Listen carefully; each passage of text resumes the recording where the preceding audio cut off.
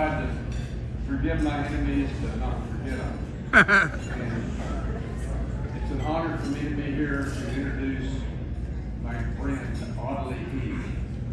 Racehorse Haynes would be happy if he were here tonight and saw the group of people that are here, and he would be happy to know that an achievement award based on his lifetime was being presented. He'd be more than happy to know that it was being presented to somebody like Aubrey Heath. It's important to be a great lawyer. That's what we all want to do. We all used to follow a racehorse around. Some of us followed Person Foreman around. We all wanted to see how the other lawyers did things.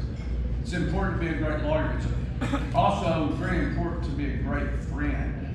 And the Lord has blessed me with Aubrey helping me with cases through the years as a lawyer, but also being my friend. Aubrey, Terry Geyser, Mr. Millett, several of us used to go to court in the morning. Edward listened to this. And in the afternoon, we would go to a local pub or bar. And there we would solve a lot of the world's problems. And I think we solved some, didn't we? And we created a lot of problems. We had Terry Geyser, of course, kept an eye on everybody and made sure that nobody got out of line. One time, we had all got a little over the edge on what we were doing, and somehow we ended up at Audley's house, and Audley's sweet wife, Catherine, told Terry and I, said, boys, it's time to go home. And so somehow we got home. I don't know how. Do you remember, Terry? Somehow we got home. Christina said to keep this short, so thank you all. I'm happy that the people that helped me are here. Sharon, my granddaughter's here. My latest girlfriend, Miss Astrid Van Dyke, is here with me, a beautiful lady from Sweden. Sharon, Jennifer Gilman, thank you. Can you hear me? Okay, well, I don't know if you heard this or didn't hear it. You heard it? All right. So anyway, Christina, you told me to keep it short. I'm trying to keep it short, baby. Anyway, it's important to be a great lawyer. It's important to be a great friend. And Aubrey Heath is not only a great lawyer, his father was a great lawyer. I knew his father before I knew him. His father was an equal to Racehorse Haynes. But like we talked about earlier, his dad did not jump out in front of a camera every time something happened. His dad's theory was keep my client out of the paper, where Racehorse's theory was I want to be in the paper. So he learned a lot from his dad. His dad was a wonderful man and equal to Racehorse Haynes. And this young man, Aubrey, is one of the finest people I've ever met. So Aubrey, congratulations.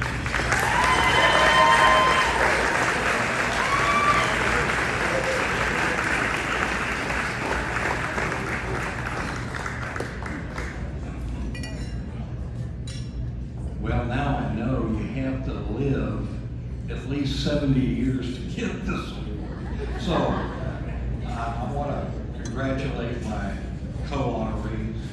And I kind of wanted to just talk about, sort of like Jerry was talking about, what it was like to start out in our Harris County Criminal Courthouse, which is now the Juvenile Courthouse. There was a cafeteria in the courthouse.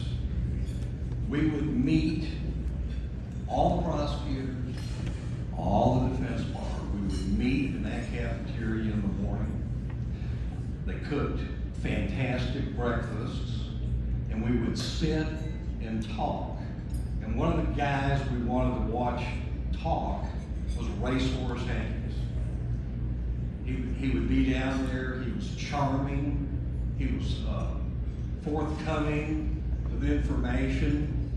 I was talking to Roland Moore, one of our retired brethren, and he said, you know, I remember when Racehorse was in the cafeteria, I was getting ready to try my first felony case, and I talked to Mr. Haynes about it. He said, you know, have you ever thought about it in voir dire, asking the jury if, when they walked in to the courtroom, who that guilty man was sitting next to. And he said he did it, and he made the point that every person sitting in that panel is convinced your client is guilty. But doing that, he was able to turn around that incredible bias and get a not guilty. Now, Racehorse, besides being charming and kind to young lawyers and being a great mentor, would, well, let me put it this way. In 1984, a bunch of folks sitting in my table over here, along with me, purchased the old Haynes and Fullenweiler building at 2701 Family. And the first thing he asked us when we were getting ready to move in, he goes, "Who's gonna move into my office?" And we kind of looked at each other and he goes, "There's a lot of luck in that office."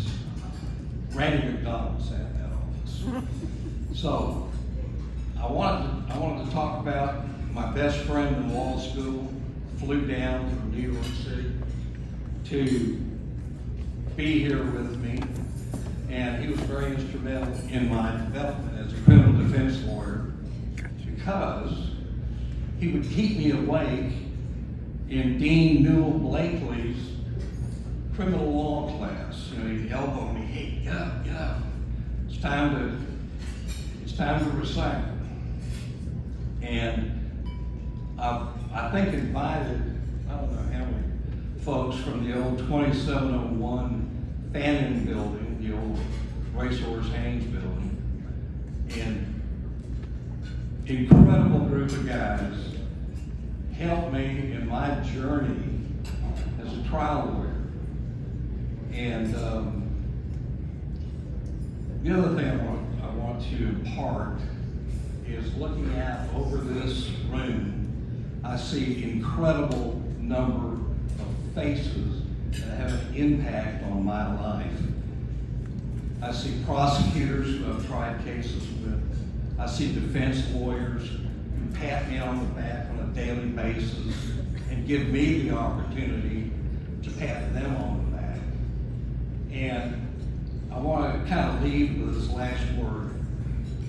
47 years of doing this equals I am a very happy warrior, and I intend to do it for 47 more.